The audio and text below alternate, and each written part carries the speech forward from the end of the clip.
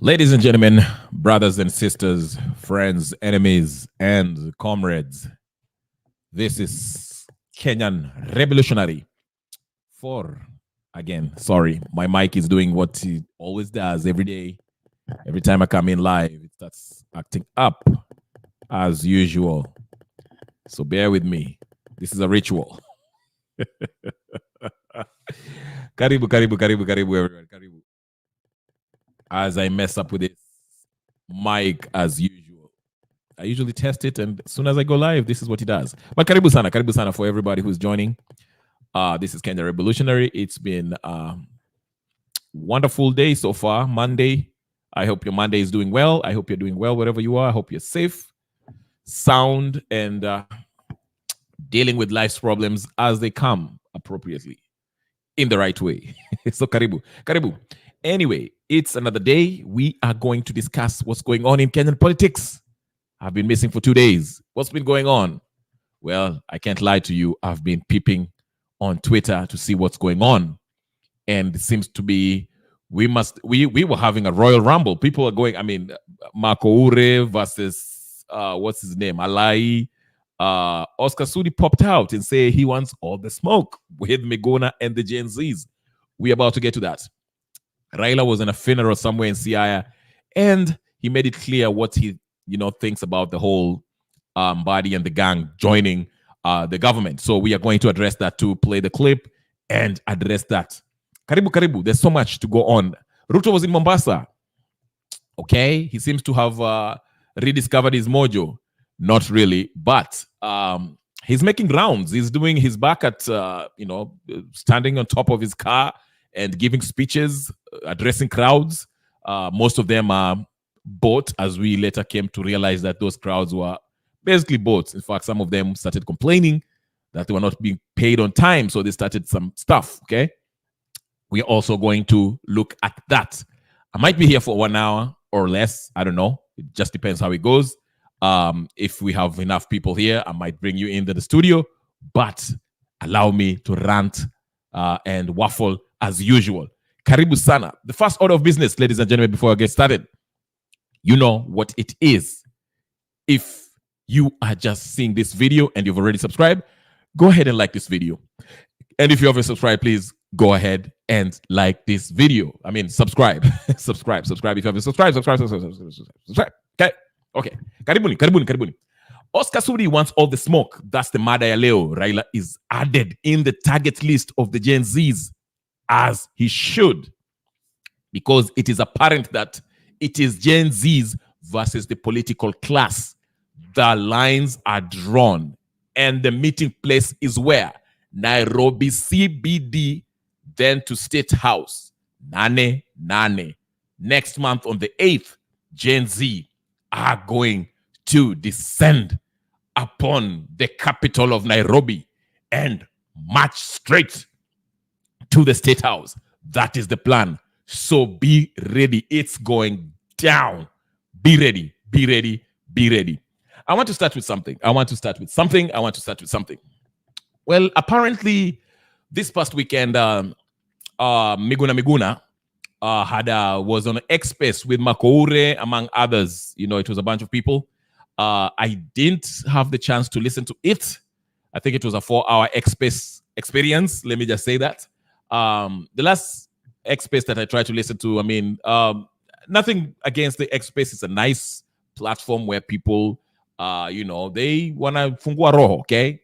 It's enjoyable. But for me personally, if I'm not going to be part of it, I'm not going to speak, I'm not going to have that opportunity to speak, I don't want to sit there and listen to people ramble for a good 10 hours for a good 10 minutes. Well, you can make your point, briefly and give it to somebody else, I don't know how this one was. I wasn't part of it, but I heard there was technical problems. I don't know. If I have time, I'll go through it. That's the only reason why I usually find a hard time, listening to these X spaces. Maybe it's my ADHD. I have ADHD or whatever the case is, whatever it is. I just can't concentrate. I don't mind a conversation, but if you're going to make your point quick and give it to somebody else. Don't rant. You're preaching to the choir. Everybody that's an X space on those X spaces, majority of them pretty much agree on myriad of issues. We kind of, so if you are venting, we already know what you're venting about, okay? We feel the same way. So we just want to hear your point regarding what the matter is. And also, it's usually have a lot of people that you probably won't have a chance to speak. So, and it can be frustrating because sometimes they say something that you want to rebut or say or add something to it, but you cannot get it. If you're not one of the speakers or you don't get a chance to be the speaker, then it kind of, it's but anyway, I guess Makoure and Miguna was in the same X-Space this past Sunday, and maybe they say some things that were not complimentary towards the president, Ruto and his regime and his cohorts. And Oscar Sudi came out. For those of you who don't know, Oscar Sudi is always considered the attack dog for Ruto. So anytime Ruto feels like he needs to attack somebody indirectly, that's the dog they seek to go get whoever they need to get. Alai also tried his work on Twitter, as you know, and he went after Makohure. And the rebuttal was a slap to Alai. It was a smack. I mean, Alai, he had to stop talking about Makohure. It's just like he met his match. Let me just say that. But anyway, we'll go through that. We'll go through all that. I have time today. I have time. Oscar Sudi, if you're watching, get in. I have time. Niko na wakati. I do have time. I'll just keep it to an hour, but I have time. So please have a seat. Kama unakona popcorn, grab a popcorn, sit. Kama unakula, tafadhali weka chakula chini. Kama unakunywa pombe, weka pombe chini. Kama unakunywa maji, tafadhali weka maji chini. It's about to get real in the field, okay? This is Kenyan Revolution. Ladies and gentlemen, brothers and sisters, friends and comrades, it's going down. Anyway, I want to start with Raila Odinga because there's always, the topic is, there was this little confusion, which I already spoke about.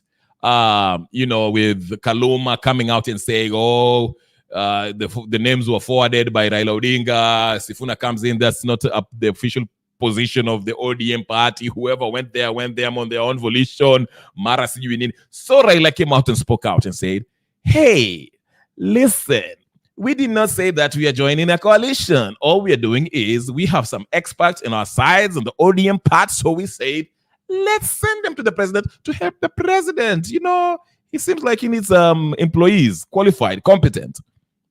Apparently, if you look at the certification, the background of the people who were nominated from the ODM side, not all of them were competent, okay? Not all of them are competent. And but anyway, so Raila came out and spoke about that. And let me just play that clip so we can get to it. Karibu sana, ladies and gentlemen, brothers and sisters, friends and comrades. Like the video as we get started. Like the video and subscribe if you haven't subscribed. Tuanze maneno, tuanze. Let's start with Raila Odinga, okay? Let's start and listen to what he actually said.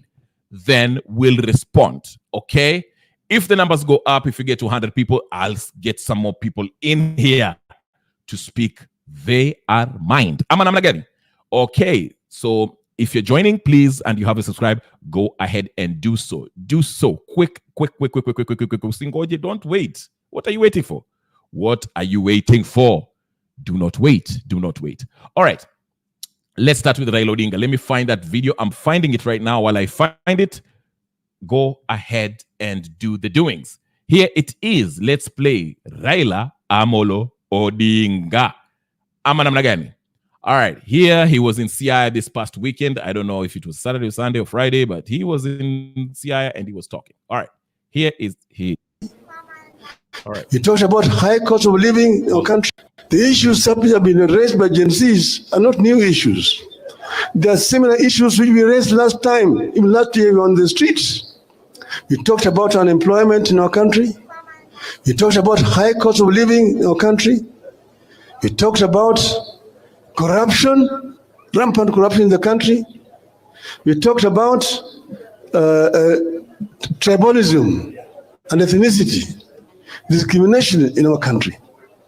And then we talked about management of debt in the country.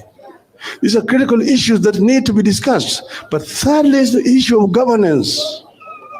You have a new constitution, but you're not actually following that constitution. There are issues which were pending. Kenyans met at Bomas of Kenya and deliberated for a very, very long time and came up with a very, very progressive constitution. That constitution was bastardized to a certain extent during the so-called Naivasha process. We must go back to the Bomas draft constitution, put it back on the table, and see what needs to be cleaned up so that we can have a progressive constitution. So you said, therefore, that it's on the basis of that kind of elaborate process that we can then talk about a government of national unity. But then you say that if you want to take some of our experts and get into your government, you release them to join your government and work in accordance with the ethics of our party, ODM and Azimio. That's what you said. We have not changed. This position has not changed. We said we want to see a new Kenya, and the people of Kenya are entitled to it. And that's why we said we agree with Gen Z in their demands. Okay. Like I said about Raila and ODM, this guy is a walking contradiction. Number one, there's several clips of Wandai, Hasan Joho, and Oparanya saying it very clearly that they will never, over their dead body, they will never join Ruto's government. They will never, ever. They say that on numerous clips that have been floating around on the netosphere. So Raila comes out and says, oh, you know, this constitution has not been followed, but we've said that if there's some people who can go work with the president, we'll release them and let them go work with her. These are the very people who say that this is a president who's a liar, they are corrupt, wako na ufisadi na kiburi. But now Raila is telling us, no, these people, we can help them with some of our guys to go help them work out these things. What's changed? But he's saying, we are still maintaining the same position. Now then he goes about and tell us that, you know, in this constitution has not been followed, but you know what? It was bastardized. So in Nakuru, there's some things that was so we need to have another meeting, a national conversation in order to kind of change this constitution. No. Raila Odinga, we are not going to change this constitution. We are not going to change this constitution, Raila Odinga. Thank you so much. Joseph Odera, nice. I see you there. Please, I'm glad to see you. Trust politicians at your own risk. That is right. Thank you so much for joining us, Joseph Odera. Like the video and subscribe, make sure. Yes, you're right. Trust politicians at your own peril, risk. Yes, I agree with you. 125%, Joseph Odera. That is true. So this guy is telling us all of a sudden right now, the guy he was calling Mwizi, Arab Mashamba, Sudi Mwongo, Sudi Nini. Now he say, you know what? If some of my guys from ODM want to go and help out the Serikali, then I'll be happy to let them go. And he wants to change the constitution. Why does he want to change the constitution? I told you, this is NADCO, BBI. He wants to change the constitution so they can create positions. Let me tell you something. This whole AU thing by Raila Odinga is a farce. Raila Odinga is not going to AU. Let me explain to you. I want to pose this question to you. Why is Raila so involved with what Ruto is doing and concerned about the change of constitution, the Kenyan constitution, if his main aim is actually to go to AU? Why? I'll give you a minute, ladies and gentlemen. I'll give you a minute to think about that. Let me go ahead and play another clip. Because this is mchezo. Hii ni mchezo kabila. Mchezo ambayo we cannot deal with you.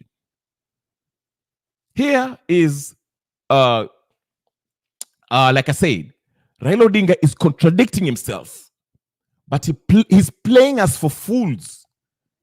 We are not saying that they've entered into a coalition with Kenya Kwanza, but they're in. They have a working relationship. Something that they said and swore up and down, trying to tell us that they will never do that because they consider Ruto a thief, a liar, and a killer, a murderer. But now they're joining him. So him coming in and telling us, oh, this story, the constitution should be looked at. Do not touch the constitution. That we will not let you, Raila Odinga. We will not let you change this constitution. Tutaifuata. We will not change this constitution to accommodate you and your relatives. No, we are not going to do that. That one, forget Raila Odinga. Let me tell you something. Where Raila. Then he's in his trickery. He tries to pretend that, oh, but you know what? I said that the conditions, that there were some conditions that Gen Zs wanted that should be met, and we are still maintaining those conditions. Why then did you forward those names and accepted those nominations, those positions, if these were prerequisites, preconditions that were supposed to be met? You should have waited till Ruto acted upon, respected the conditions that you put down, then say, okay, since Ruto have agreed to the preconditions that we put forth, hiyo ya release watu, and also hizo maninio compensation of the people who died in the maninio, and so forth, then you can say, okay, Ruto has met the preconditions. Now we can let Wakina Mbadi join the cabinet. But you did not wait. Ruto hasn't even reacted to anything. But mara moja wameshaenda. In fact, now they're bragging. Go listen to Kaluma and the whatever, Indian frog, purple frog. Allah. Go listen to them in the Twitter. They're bragging how the president is doing a good job. And now that Luos have sijui nini. This is an embarrassment. Karibu sana Bobby Caesar. Nice seeing you. Huh? Rahe agency. I don't know what Rahe agency is. I'm just saying. You know, this man is a con man. Raila is a political con man. Certified. Con man thiringenye. I'm going to give you a few minutes to marinate on that. There was a discussion on Citizen TV where Makoure and Barrow, whatever her name is, Oli Barrow, they had exchange. Let me just play that. I will come back to that. I will come back to that. Let me just play that. Meanwhile, subscribe if you haven't subscribed. If this is your first time here, Anderson Cheriot, I see you. Where are you going? Where are we going to? I'll come back and tell you. Let's listen in. Listen in. We are just getting started. We are warming up. Please, kama unakunywa chai kaa chini. We are warming up. Siasa hapa ndio kali sana. Why not come to the negotiating table or the dialogue table, right? And say, first of all, we want accountability for the lives that were lost. That is one of the demands I've heard Matthew put across. What is so difficult, or isn't that the ideal situation? We cannot show up to dialogue tables when majority of us are showing up on autopsy tables.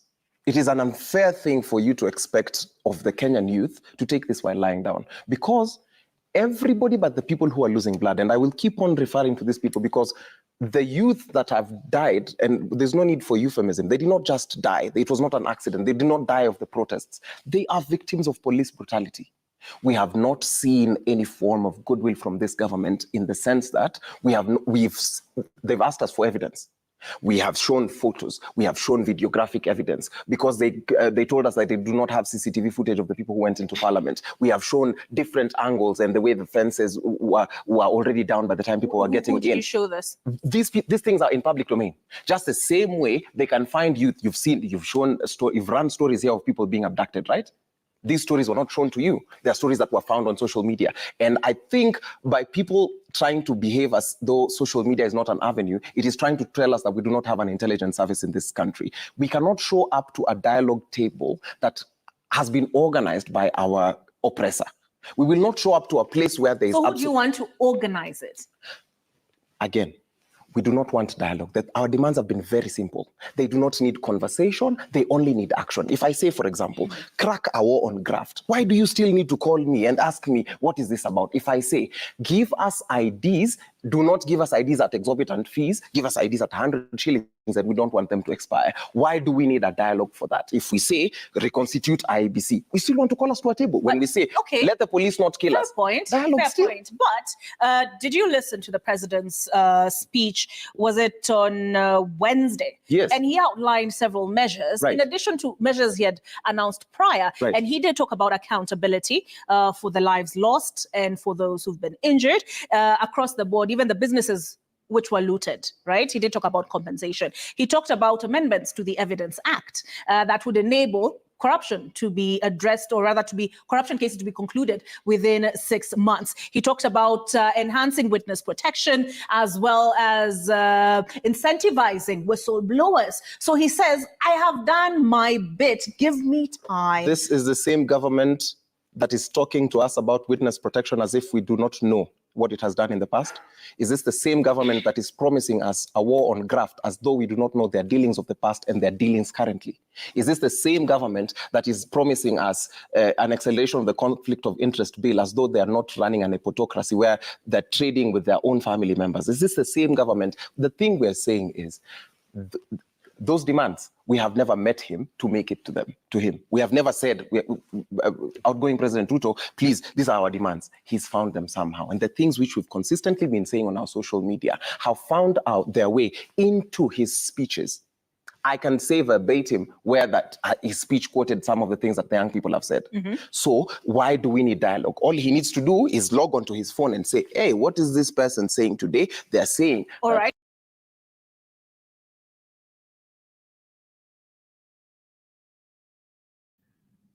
Need I say more? I think Ore is very clear. What is this with this dialogue? What is this with dialogue? What are we talking about?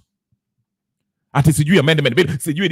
No. These problems have been there and were outlined to you. You had 2 years to do something. Cases of graft, one after the other. We know it's been happening. Nepotism has been happening. Corruption in high places. What do we need to talk about?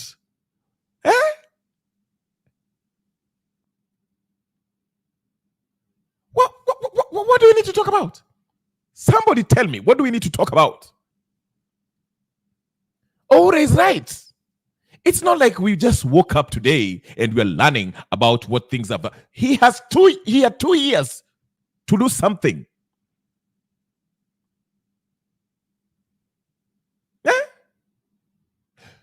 That CS of agriculture, Linturi, we know that he is a thief, scammed people with fake fertilizer. Linturi is working free today. Was he prosecuted? No, he wasn't. Dialogue for what? Then here comes our friend Raila Odinga comes in and says, oh, the constitution ndiyo sasa inafaa kuchenjiwa. It haven't been fully implemented. I agree with you. But we need to change it so that my relatives can also get in the official places in government. So we can also eat. In fact, they were celebrating.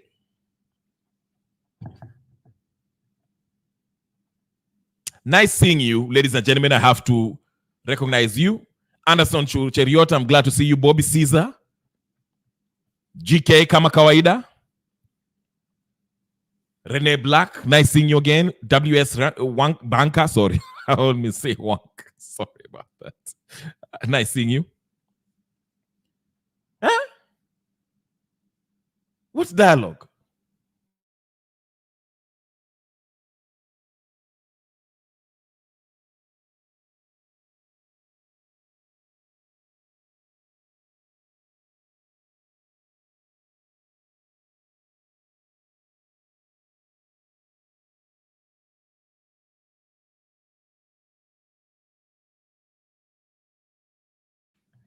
This is what we are talking about.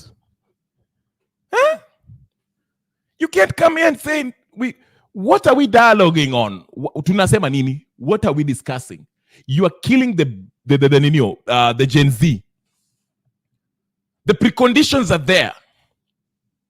Raila Odinga never waited for William Ruto to meet the preconditions that the Gen Zs put forth. But he's trying to say, oh, we are still with the Gen Zs as far as the preconditions are concerned. But his men have joined the cabinets. And I explained that ODM, they want to play both sides. Wanataka kuwa okay with serikali and they want to be okay with Gen Zs. They're pretending to be with Gen Zs, but they really want to get to the serikali. Yeah? Ruto, you must go. On the 8th of August, Ruto is being brought down. On the 8th of August, Ruto is being brought down. I will repeat, on the 8th of August 2024, go look at what is happening in Venezuela today. Go look at what is happening in Bangladesh today. Ruto, you are going home. You're going home. Bado tuko. That is just one. Let's go another one. We are still talking. We are still talking. There's an old man who spoke up. Are we here, ladies and gentlemen? Subscribe, ladies and gentlemen. Subscribe if you haven't subscribed. Subscribe and like the video. Very quickly, subscribe, usingoje, so we can always meet up here and talk, discuss. Huyu kijana yetu apindue. Maoni yangu sisemi kwa upendeleo, mimi nasema haki mbele ya Mungu aliye hai. Mimi tangu watoto walianza hii maneno yao, mimi nalala na kupima. Huyu kijana yetu apindue mwenendo yake kama anaweza. Kutoa ministers hiyo si solution. Mambo bado. Nyuki bado imetoka nje na kurudisha si rahisi. So mimi naomba Ruto asikize kwa makini sana, atafute wazee, na mimi najua hata wazee sasa ameshindwa. Hata mimi nimeshindwa hata nikiitwa. Sababu hii maneno ilianza na Moi na nilisikia na masikio yangu na kuona Moi hata sasa bado yuko kwa picha ya macho. Moi alisema hata kama nikutafuta anitafuta. Moi alisema huyu kijana ananitukana na kutukana kijana yangu. Hakuna bahali ataenda. Hii ya sei ni haki, hata kama Biblia iko hapa mimi naweka juu. Haki. Na mimi nilifanya research na kupima kweli maneno ya mzee amerudi.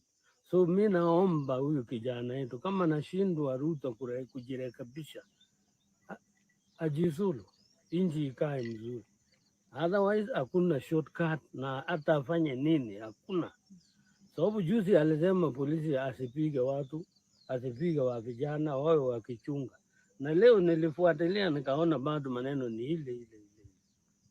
Kwa hivyo hata hawa mawaziri siwezi sema ni wabaya. Kiongozi ndiyo mbaya. Sisi wazee hapana karibia wale watoto iko. Teke moja naanguza wewe paka wewe hata unaweza hama.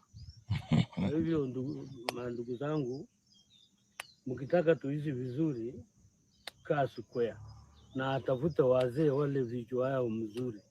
Anaweza peleka Kenya mbele. Kenya imekwama already. Na hata dada yangu ulifanya mzuri kuuliza mimi don't care. Sababu situkani mtu, mimi nasema ukweli. Asante.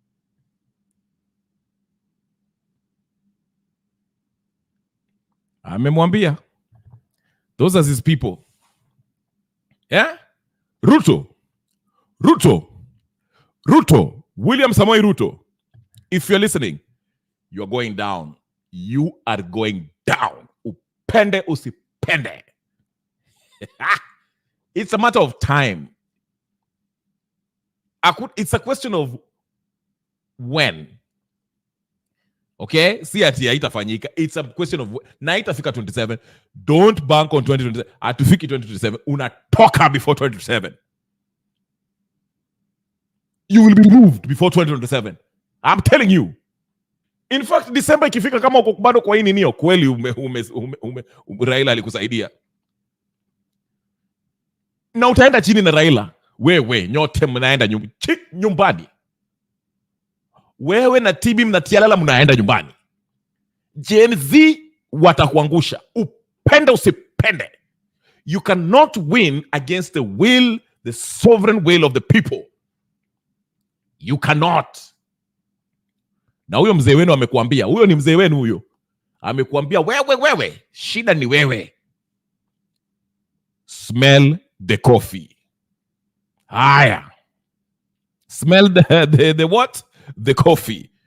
Unaenda Ruto, unaenda. Hakuna kubaki. We are not, you know what? You know, some people think that when we say Ruto must go, you think it's personal. It's not personal. This is not a personal hate for Ruto. Ruto, if you are doing the right thing, we will actually start supporting you. We'll say, you know what? Kweli hapa aliharibu before, the first 2 years aliharibu, lakini tunaona kama amegeuka sasa, amepiga about turn.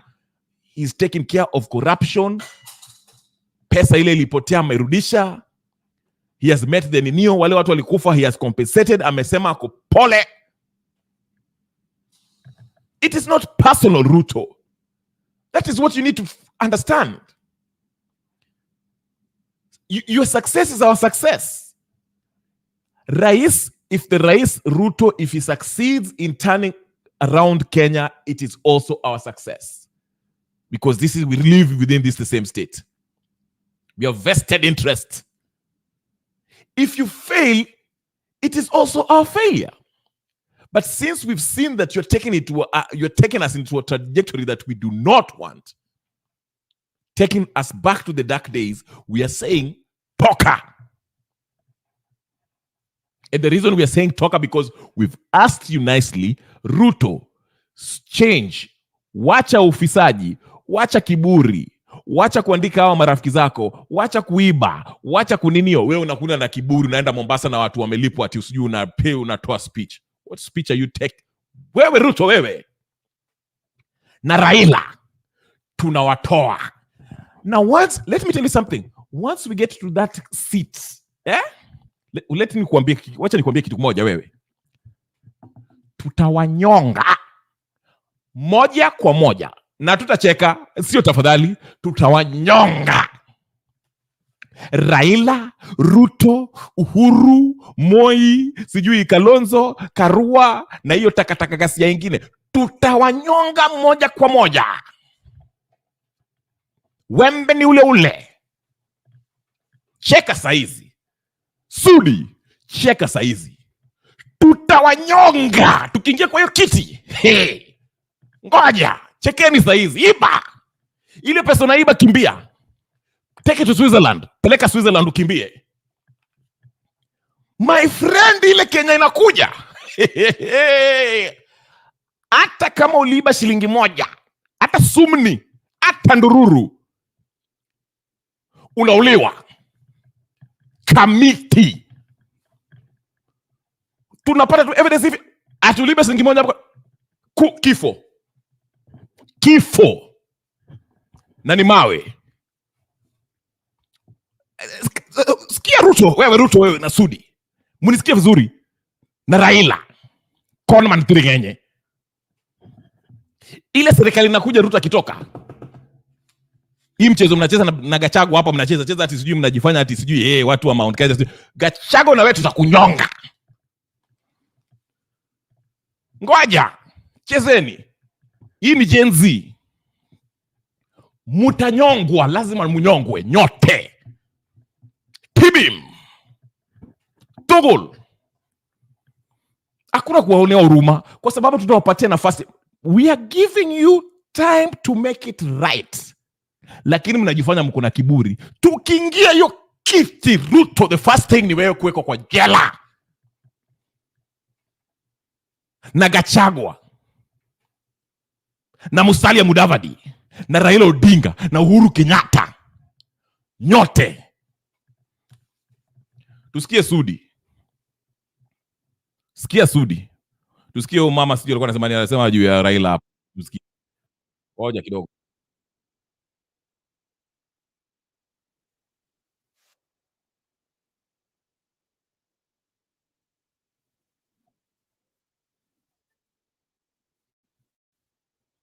for himself, his clique, and his family. He has been playing. Raila Odinga is not a reformist. He's a shameless opportunist who has been riding on the blood of Kenyans to create wealth for himself, his clique, and his family. He has been playing us unabashedly like Ronaldinho for eons. With Moi, it was cooperating with Kanu. With Kibaki, it was nusu mkate. With Uhuru, it was handshake for the sake of peace. With Ruto, after youths were murdered and brains scattered on pavements in the streets of Nairobi, it's broad-based government. The Ayatollah of Opoda has held the Luo community ransom. Parliament, on the other hand, is filled by rotten, nefarious, greedy thugs and hooligans in expensive suits. Who gives budget hundreds of millions to a silly office like that one of Rachel Ruto as if power is sexually transmitted, while many kids out here are going without food or access to education, which is and ought to be a basic right? We do not have a country. We have a cabal of thieves, and we must reclaim back our country from these paragons of mediocrity. For this and more, subscribe to our YouTube channel, and you'll have access to more of Unapologetically Aoko.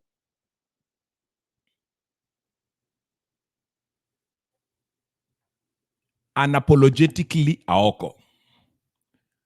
Aoko, if you're watching, I never agree with what you type in many cases, but I respect your stance on this. I respect it. I respect the balls that you have to speak the truth.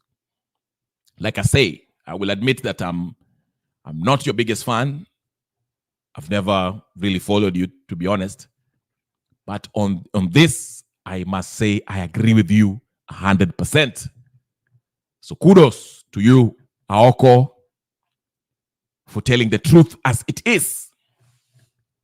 We cannot let this den of thieves lead Kenya, rule us, change the constitution, change the laws, and impose themselves on us, raising taxes just for them to go spend it with their families and their friends, and not doing what they ought to do as our representatives. Ruto, Raila, ODM. ODM is a terrorist organization. I say this. ODM is a terrorist organization. It is a terrorist organization. UDA and Kenya Kwanza is a den of thieves. Wakora, along with Jubilee. Certified thieves and murderers. We're not going to play around with these people. Nane, Gen Z, where are you? Gen Z mko wapi? Nane, kila mtu tukutane Nairobi. Tukutane Nairobi. Tuingie State House na tuingie kwa kitchen, tukule. In fact, I would rather see that State House burn down so that the next regime can build a new State House. Hii State House iko na mashetani ya since 1963. State House ichomwe to the ground. Ruto, you must go. It is not a matter of how, it is a matter of when. It is coming. Raila Odinga, Agwambo, Konman, Terengenyi cannot help you. Even Mbadi can help you. Opio Wandai cannot help you. Hasan Joho, Mr. D+, cannot help you. Regardless of how many people he bought to try to fool Kenyans that the Mombasa people were happy to come see you. When you are addressing them, you are Yogari. We know they were paid. And we have video evidence. Wacha niwaonyeshe. The people were paid. Wacha niwaonyeshe hapa muone vile walikuwa wamelipwa. Wakaambiwa wakapiga makelele sasa zile Hasan anaongea. Tuangalie. You think I'm lying to you? Subscribe to this channel because this is a revolutionary channel where we talk about how we can remove Ruto and these rotten, irredeemably corrupt politicians, Kenyan politicians. From Raila Aguambo Conman Ferengenyi Odinga and the whole ODM, everyone in ODM, the whole Kenya Kwanza, everyone.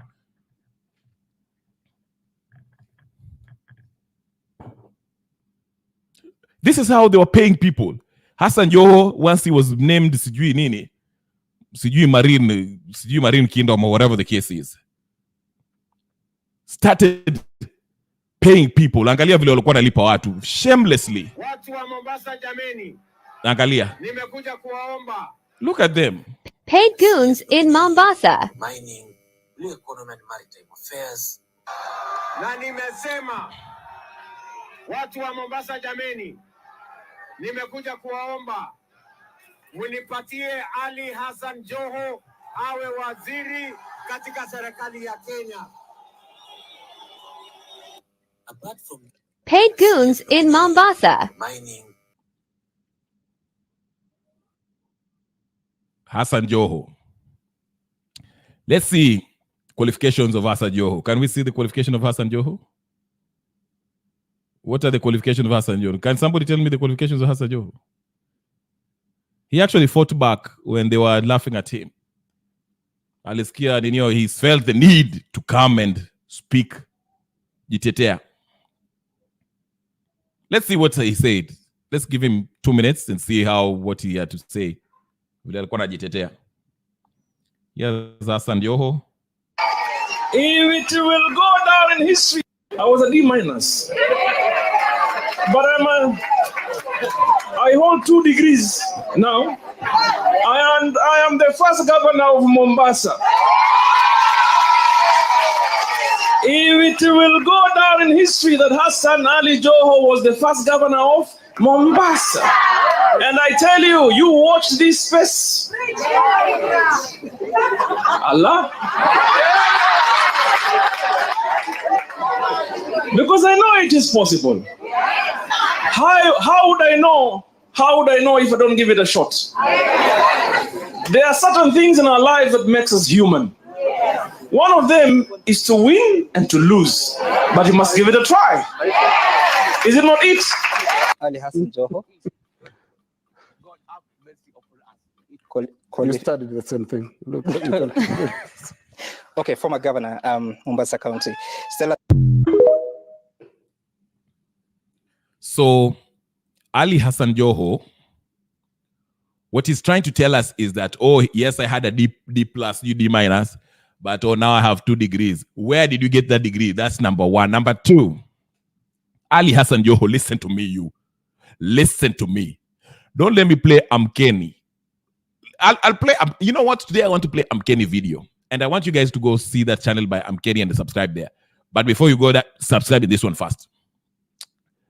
Hasan Joho, you told us that you had a D- and now you have 2 degrees. Number 1, there are more people who are qualified than you, Hasan Joho. Hasan Ali Joho, nisikie vizuri. There are more people who are more qualified than you. Hasan, unanisikia vizuri? Hey. Unanisikia Hasan Joho? Yeah?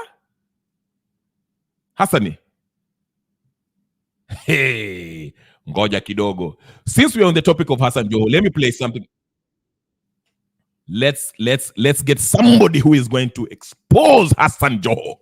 Like the video, ladies and gentlemen. Like the video, subscribe, because we're about to expose Hasan Joho.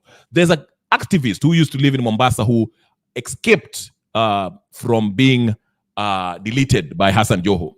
He speaks valiantly about Hasan Joho. Let's listen in. He has a YouTube channel and you have to go check him out. Like the video. Here and you anaitwa is speaking about Hasan Joho here. Since we are talking about Hasan Joho, Mr. D minus. Let's hear it. This is the guy right here. Hope you understand Swahili. Kwanza kabisa ningependa kumshukuru Mwenyezi Mungu kwa kuweza kuniwezesha kufika hapa leo hii, na samahani sana ndugu zangu, kwa muda mrefu hamujaniona, na hadi hivi sasa bado sijaruhusiwa na daktari kuweza kuingia katika mitandao au kujihusisha katika harakati za kisiasa zozote zile, kwa sababu ya afya yangu bado haijarudi kuwa sawa sawa. Ndugu zangu wapendwa, kumetoka neno muhimu sana ambalo kwamba ningependa kuzungumza na kiongozi wetu His Excellency the President of the Republic of Kenya, William Samoei Kipchirchir Arap Ruto. Your Excellency, this message is specifically set for you and for my fellow Kenyans and for all that who requires or rather are fighting for justice in our country. Kwanza kabisa Mheshimiwa Rais, ningependa kabisa kwanza kukushukuru kwa hatua uliochukua Excellency. Nimejaribu kukupigia simu on several occasions, sijakupata. Kwa sababu hata Yesu mwenyewe alikuwa saa nyingine anasahau, anakumbushwa. Waislamu wanasema hata Mtume Muhammad alikuwa pia naye anasahau, anakumbushwa. Tunarekebishana. Je, vipi mimi na wewe Your Excellency tusirekebishane? Your Excellency, hatua uliochukua ya kumleta a drug dealer, the former governor Hasan Ali Joho, ukamweka katika front bench yako as a cabinet minister, that is wrong, Your Excellency. That is absolutely wrong. Sisi sote tunajua Hasan Ali Joho ni muuza drugs. Serikali yote ya Kenya inajua, mataifa ya nje yote yanajua, serikali ya Marekani inajua, CIA wanajua. How, Mr. President, how? Mimi nauliza, mimi binafsi, kama mimi Your Excellency, here in London, someone like me, nimefika mpaka Marekani, nimesimama kwenye kesi, nimehudhuria kesi ambazo kwamba ni za kina Akasha Brothers.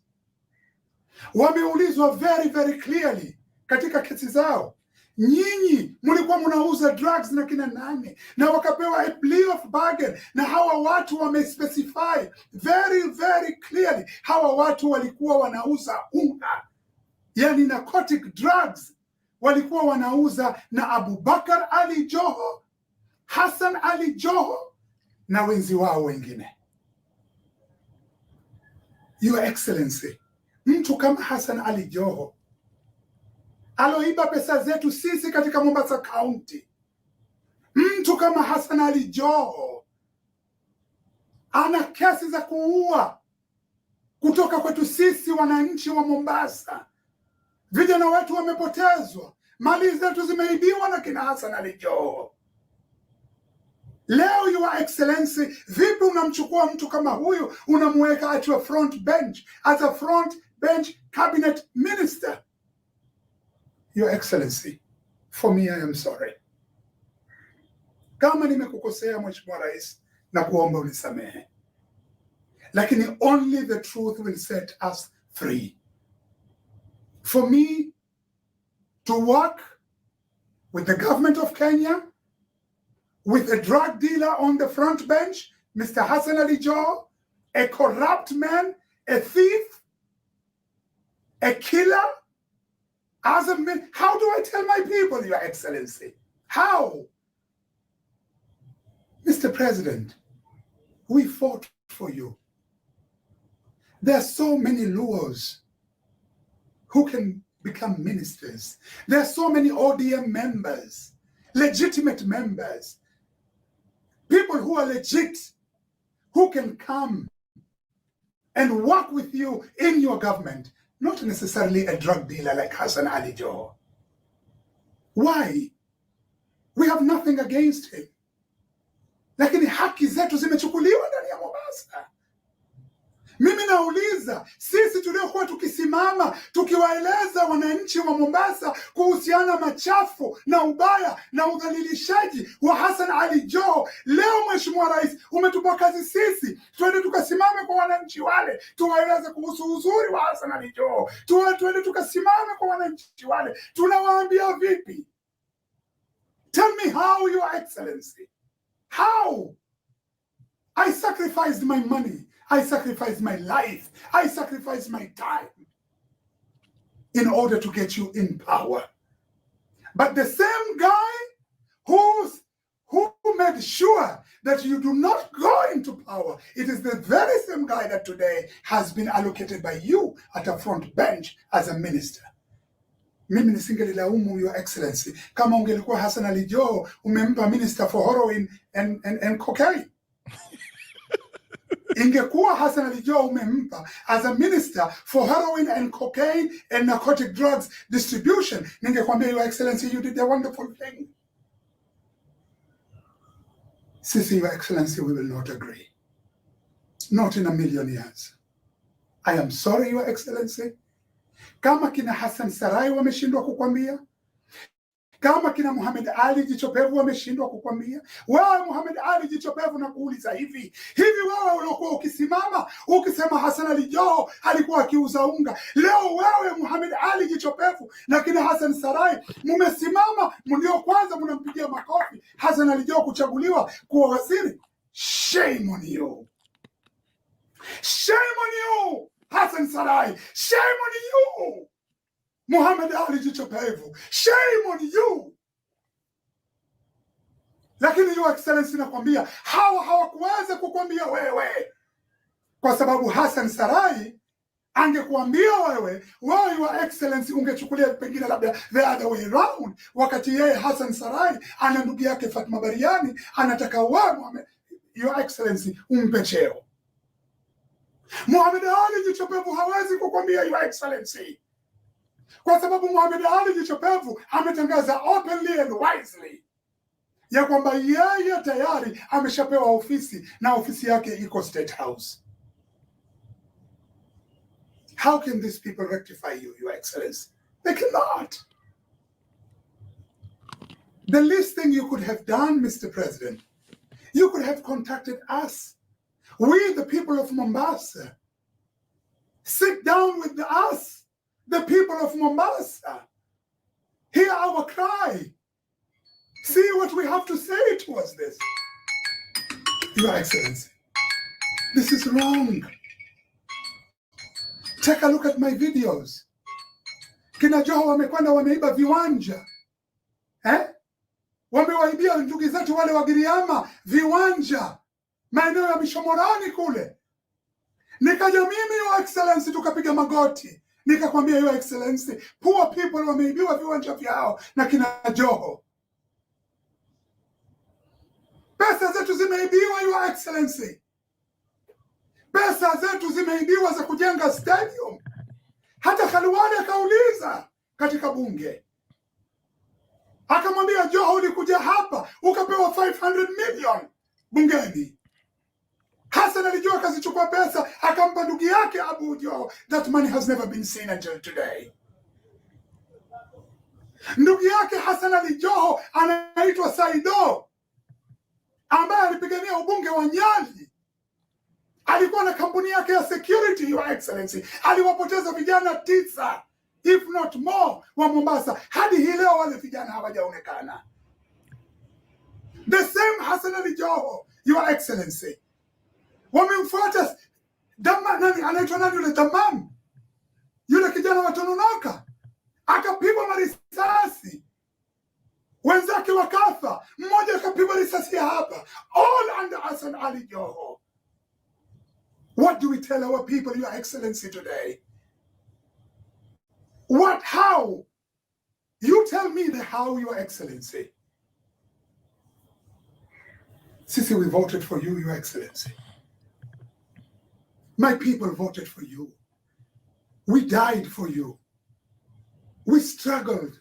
We sacrificed for you, Your Excellency, but not for Hasan Ali Joho. We have nothing against him. Hatuna choyo na Hasan Ali Joho. No. Sisi tunachotaka ni justice. Hasan Ali Joho is supposed to be in the International Court of Justice. Yeye na ndugu yake Abubakar Ali Joho na ndugu yake wa kike anayeitwa Latifa Joho ambao wameiba pesa zetu. Wao Latifa Joho, mimi nakuuliza, bank account yako inasoma millions of shillings. Zimetoka wapi pesa hizo kama si za ndugu yako? Your Excellency, umesahau wewe Hasan Ali Joho akasema ya kwamba wewe ni mwizi wa viwanja na umeiba 2000 acres Taita Taveta. Leo the same Hasan Ali Joho has been endorsed in your government as a frontbench minister. Mimi, Your Excellency, nimekuja Mombasa. Abubakar Ali Joho, Hasan Ali Joho, Harub Ibrahim Khadri na wenzi wao wamenitumia watu, nimepigwa mpaka nimelazwa hospitali ICU. Hadi hii leo, justice delayed is justice denied. Hadi hii leo, mpaka yule mzee alonisimamia kunichukulia mimi guarantee mahakamani, pia naye amechukuliwa naye pia ametiwa ndani.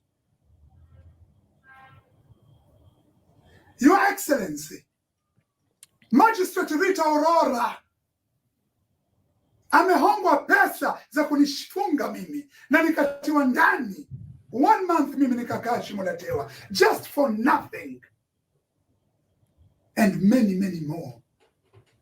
How do we stand and tell our people today about Hasan Ali Joho? Tuwaambie nini? Nyumba wanaokaa Buxton, nyumba zao wamevunjiwa, all under Hasan Ali Joho. Wameibiwa haki zao, hawakulipwa. Vijana wetu wanazunguka Mombasa hadi hii leo, mate yanawatoka namna hii. Tuzungumze nini, Your Excellency? Mate yanawatoka, wamekuwa drug addicts, all under Hasan Ali Joho as a drug dealer known by the United States. Na extradition order ikatoka, ikaja wakati wa Uhuru Kenyatta serikali yake, na ikakataliwa, na Hasan Ali Joho still is in Kenya and is still dealing with drugs. What do we tell my people? How? Not what. I know the what to say. Lakini wewe, Mr. President, tell me the how. Your Excellency, mimi si Hassan Sarai. Probably mimi labda hukunielewa. Mimi si Muhammad Ali Jichopevu, Your Excellency. I loved you with my heart and soul. I had faith in you, Your Excellency. That's why I stood by you. I stood with you, Mr. President. I stood in you, Mr. President. And therefore, if I see anything wrong, I have to tell you. And if I don't, then I'll be questionable in the eyes of God. You did the wrong thing to appoint Hasan Ali Joho as minister, a drug dealer as a cabinet minister in your government. There are several thousands of people who are ODM members in the ODM. There are several people, Your Excellency, who are ODM members, who are Wiper members. As I've said earlier before, nani ambaye amesema kwamba Wajaluo hawawezi kuwa viongozi? Of course, you did the right thing.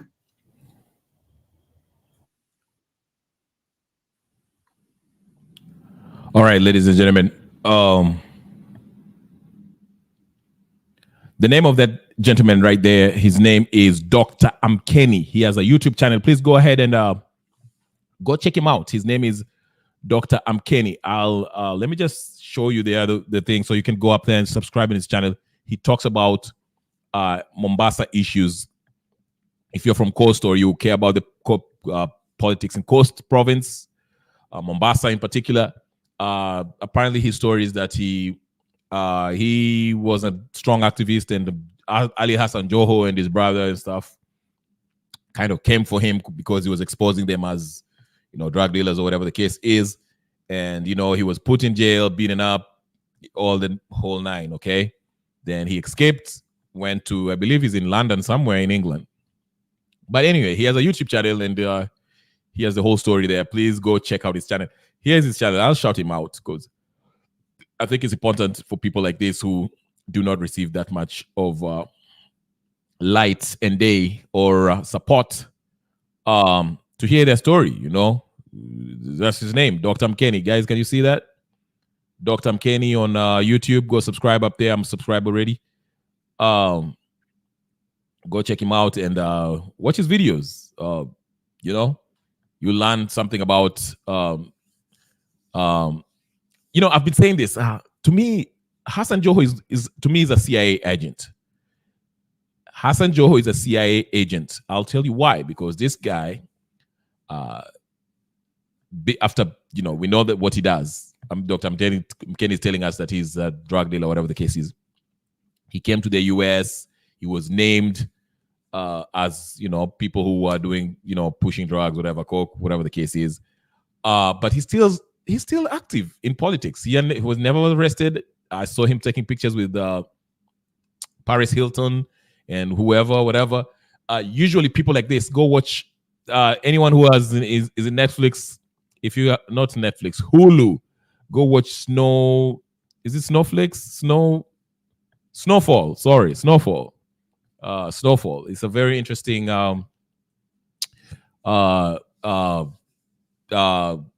series that kind of explains what happened. I think it's a story based on Ricky Freeway story, I think, if I'm not wrong, how the Reagan government through Oliver North and Ricky Freeway was being given drugs, cocaine from I don't know where, with the whole thing that was happening in Nicaragua, and he was the one who actually was the biggest drug dealer in the US at that time, and he started the crack thing in South Central. So you can see how CIA can use people, and I think, to me, in my estimation, I think there's no way Hasan Joho can be still operating in Kenya freely, coming to US, doing whatever he's doing. I think he's a CIA agent by all means. Anyway, let's get to Oscar Sudi. Oscar Sudi woke up today and chose violence. Let's see what he's up to. Oscar Sudi. Oscar Sudi woke up and say, you know what? I'm going for... people are funny. Let me go to Miguna's page, because I think he was the one who caught the strays. But Oscar Sudi basically woke up and say, Miguna, F you,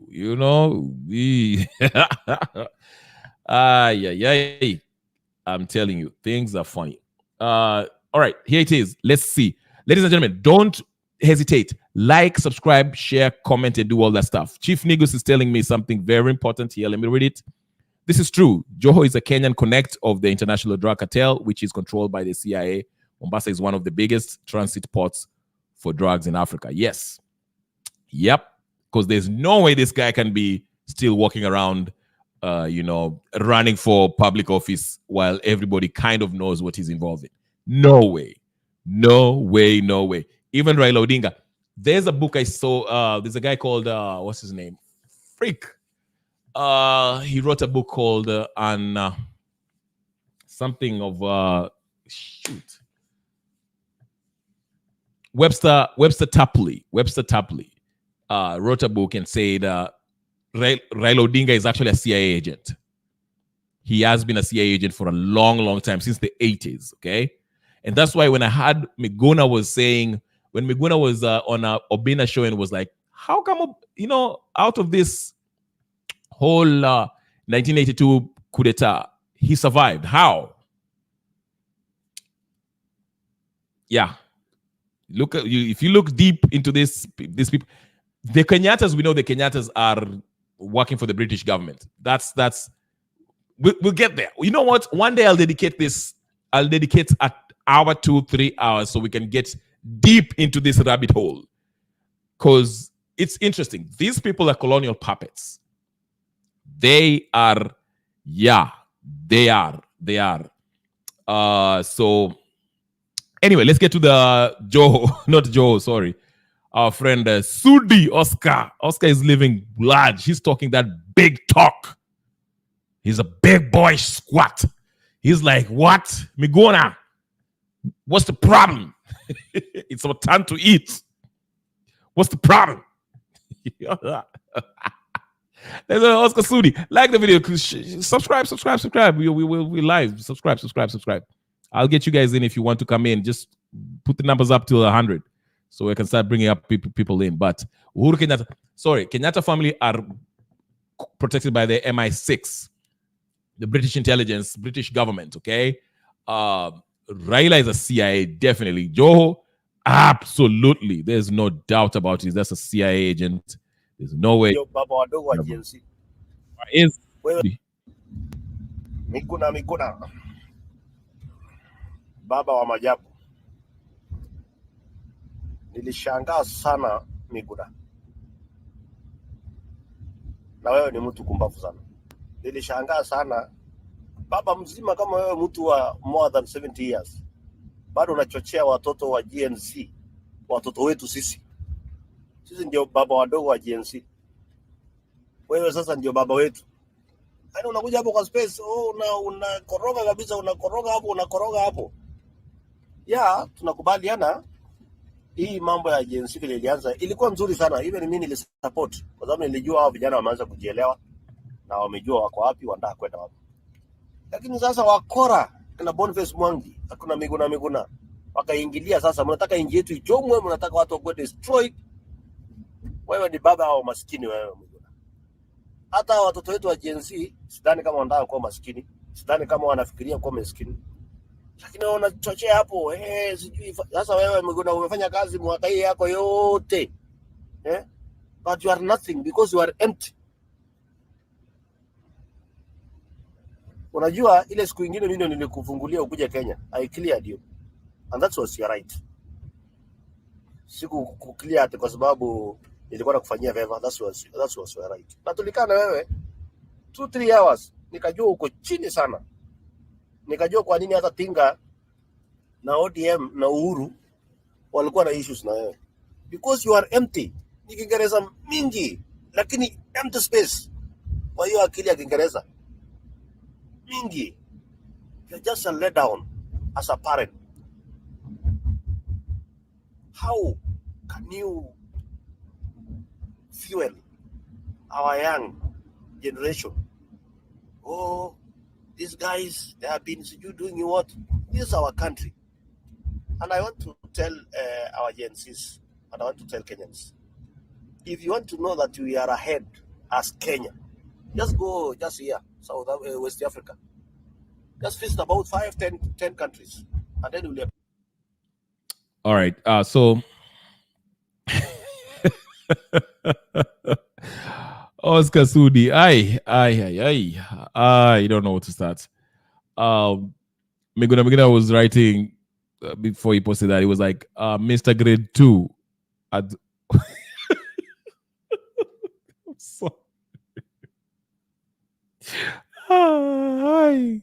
No, this is not fair.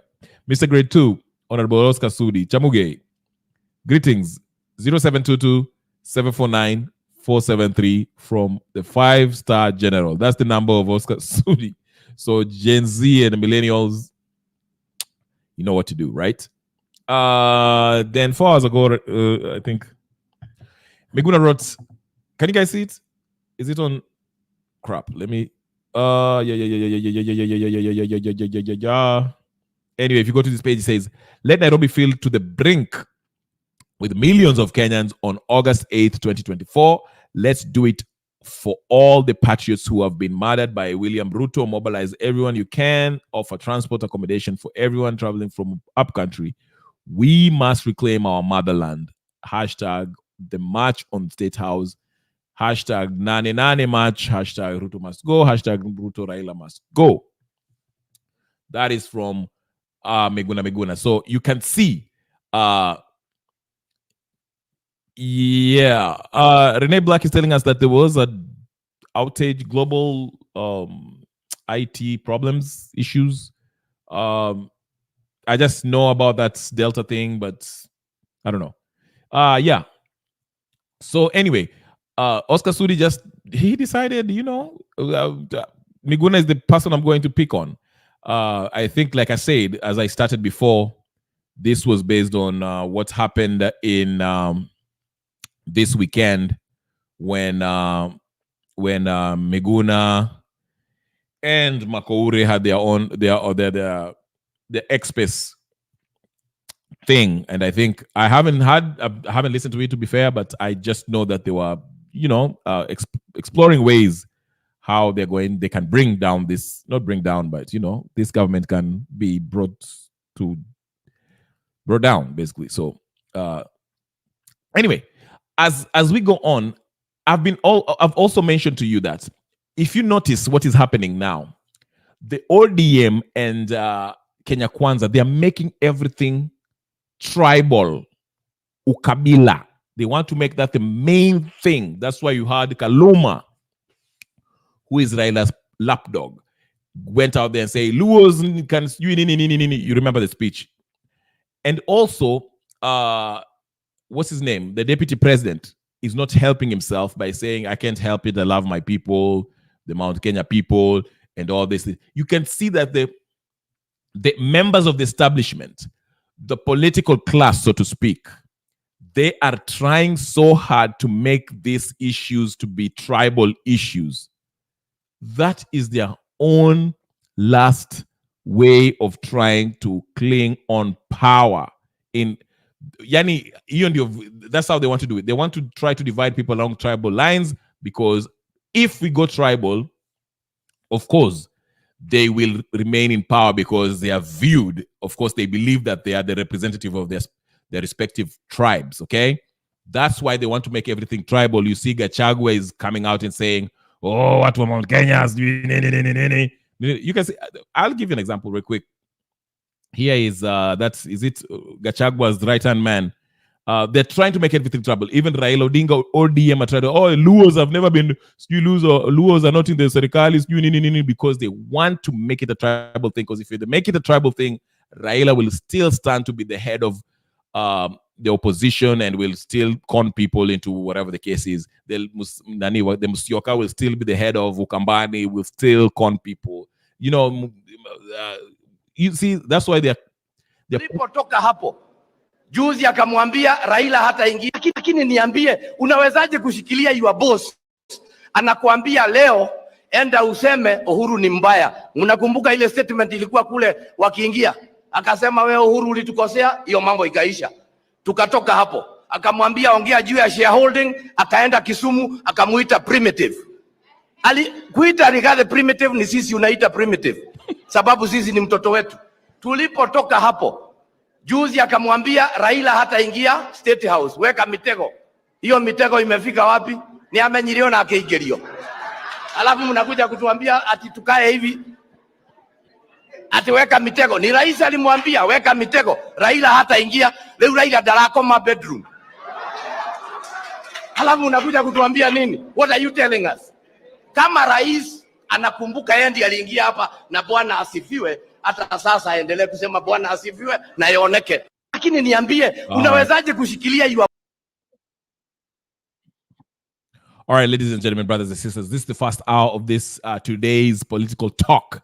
I'll be back again at midnight, 12:30 Eastern African time, 12:30 a.m. So Sasita Nanuso, I'll be back then. If you're living in the East Coast, in the East Coast of US, that will be 5:30 p.m. Eastern time, which is what, 2:30 Pacific time. If you live in LA, West Coast, Eastern Pacific time. I think, is it Pacific time? I don't even know what the hell I'm saying.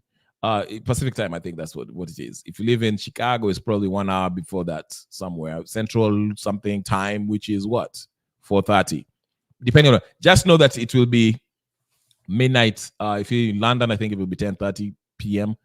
Just know it will be midnight, 12:30 p.m. Kenyan time. So tune in. So the second lineal. But like I say, to finish off, I'm just saying, true, like Bobby says, the tribal narrative, mtu nonsense. Yes, that's the thing that these people are, the political class are feeling threatened by Gen Z, and the only way they want to maintain power is to try to divide people through tribal lines. And ODM is doing it. That's why you hear them saying they're so loud about these nominations. They're talking about, oh, Wajaluo needs also to. Wajaluo has never been in power, so this is a good thing. The president has put Wajaluo. There are people who are, and they're making it, oh, Kikuyu. See, they're playing this, and you can see Gachagua is doing his part by saying, oh, you know what? Maybe that's my weakness. I love my people, blah, blah, blah, blah, blah, blah, blah, blah, blah. The whole bullshit. You see them. They're trying to manufacture this tribal tension so that we can go back to look at the perceived tribal chieftains, the Raila Odingas, the Kalonzo Musyokas, the Gachaguas, the Uhuru Kenyatas. That is their method, because this Gen Z thing, which is going to force them to be accountable, something they do not want, because they know they'll go to jail if that's the case. They have to counter that by trying to divide people along tribal lines. Oh, sisi watu.